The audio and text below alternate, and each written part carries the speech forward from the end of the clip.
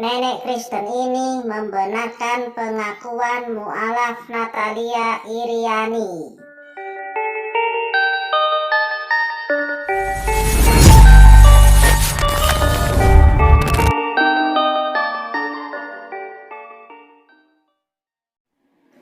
Assalamualaikum warahmatullahi wabarakatuh. Alhamdulillah, Rabbana atina min ladunka rahmah wa hayyi lana min amrina rasada. Alhamdulillah, kita berjumpa lagi di channel Joko Waras. Semoga kita semua dirahmati Allah Subhanahu wa taala, diberi nikmat Islam dan dijauhkan dari kekafiran sampai kita tutup usia. Dan juga semoga kehidupan kita diberi perlindungan dari segala bentuk kekurangan dan dihiasi dengan kesehatan baik jiwa maupun raga. Dihiasi pula dengan ilmu-ilmu yang bermanfaat. Amin, amin ya robbal alamin. Pada video saya kali ini, saya ingin menanggapi video dari channelnya Nenek Kristiani yang judulnya "Siapakah yang disalib?" Tanggapan video Natalia Iriani. Nah, luar biasanya di video tersebut ada beberapa pertanyaan yang dilontarkan oleh sang nenek Kristiani kepada Natalia, dan jawaban dari pertanyaan tersebut sebenarnya sudah dijawab sebelum video tersebut dibuat. Jadi jawabannya sudah ada di video kisah mu'alafnya Natalia Iriani.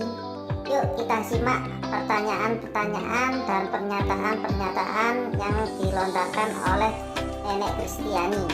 Pada videonya kali ini, dia membahas tentang siapa yang disalib. Dia mengangkat dari firman Tuhan di Alkitab Matius 27 ayat 5 sampai 8, dan dia membandingkan dengan Kisah Para Rasul 1 sampai 18. Di situ dia membahas bahwa yang disalibkan di situ bukan Yesus tetapi Yudas. Dan dia membahas tentang kematian Yudas yang ada pada Matius dan Kisah Para Rasul. Dia membandingkannya, ada dua kata yang katanya kontradiksi. Sebentar, saya bacakan dulu yang dalam Kisah Para Rasul. Bacakan dulu yang ada pada Matius 27. Nah, nenek gak jadi baca yang di Kisah Para Rasul ya. Dan di video tersebut sengaja dibuat seminimal mungkin tidak tampak kekontroversial dari ayat Kisah Para Rasul dan ayat Matius. Karena di Matius jelas Yudas merasa bersalah, Yudas ngembaliin uangnya, terus Yudas mati gantung diri, terus imam kepala yang beli tanah buat kuburan. Nggak sama dengan di Kisah Para Rasul. Di situ Yudas gak ngembaliin uang, dia malah shopping beli tanah, dan dia nggak menyesal ya karena beli tanah shopping gitu. Terus di situ Yudas mati terpelungkup dengan perut terbelah.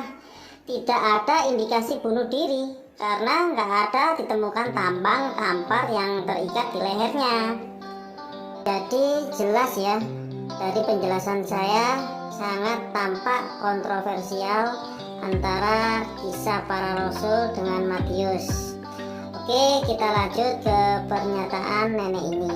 Yuk kita tonton video selanjutnya. Tentang uang yang dipakai oleh Yudas untuk membeli sebidang tanah. Karena di dalam Kisah Para Rasul yang disebut membeli tanah di situ adalah Yudas. Di sini lagi-lagi Natalia itu menurut saya nggak penting banget deh. Dia membahas siapa yang beli tanah itu gitu loh. Apakah Yudas, apakah apakah yang disebut dalam Matius di sini yang membeli imam-imam kepala? Apa? Nggak penting. Informasi, apalagi itu dari kitab suci, itu hal yang penting, Nek. Ya, kecuali informasinya mencela-menceli, itu nggak penting memang. Dan alhamdulillah ya, di Al-Quran nggak ada informasi yang saling menjatuhkan. Beda ya. Nah, pernyataan tentang gak penting nenek ini sudah Natalia kisahkan walaupun beda penyampaiannya. Yuk kita tonton langsung bagaimana videonya. Kemudian waktu ayat-ayat itu membuat aku benar-benar bingung, aku pun bawa ke pendeta. Katanya itu tuh hal yang wajar. Itu karena penulisannya dilatar belakangi dengan orang yang berbeda, dengan bahasa juga yang berbeda, dan zaman berbeda, tempat berbeda. Jadi itu tuh nggak ada yang aneh, itu hal yang wajar, itu nggak perlu dipikirkan.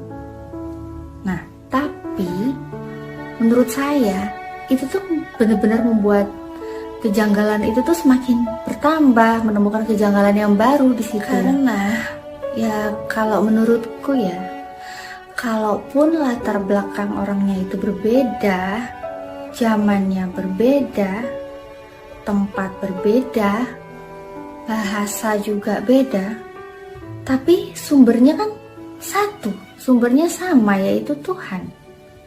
Jadi harusnya kan isinya juga sama, karena Tuhan kan gak mungkin pelin-pelan kan.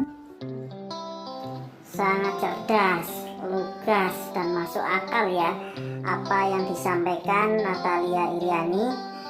Yuk kita bandingkan dengan apa yang dikatakan oleh Nenek Kristiani.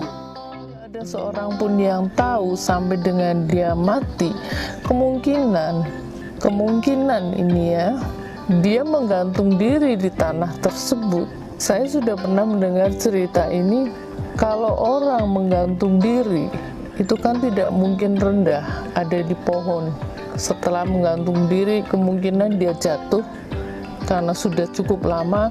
Kalau tubuhnya, mayatnya itu sudah lama jatuh ke tanah, itu tanah si perut itu akan terbuka dengan sendirinya. Nah, itulah penjelasan berdasarkan asumsi, bukan dalil ya. Karena kalau penjelasan berdasarkan dalil ada dua versi, dan itu sangat membingungkan ya, yang mana yang benar ya. Jadi silakan disimpulkan sendiri. Lalu kita lanjut pada proses penyalipan. Mari kita tonton penjelasan si nenek ini, bagaimana proses tersebut ya. Yuk kita tonton videonya. Itu tidak bisa diingkari oleh orang-orang, karena yang menyaksikan itu banyak sekali. Selain murid-murid Yesus, selain tentara Romawi yang menyalibkan, kemudian siapa lagi? Ada banyak orang yang menyaksikan penyaliban tersebut. Tidak mungkin tiba-tiba digantikan orang oleh Yudas atau orang yang diserupakan.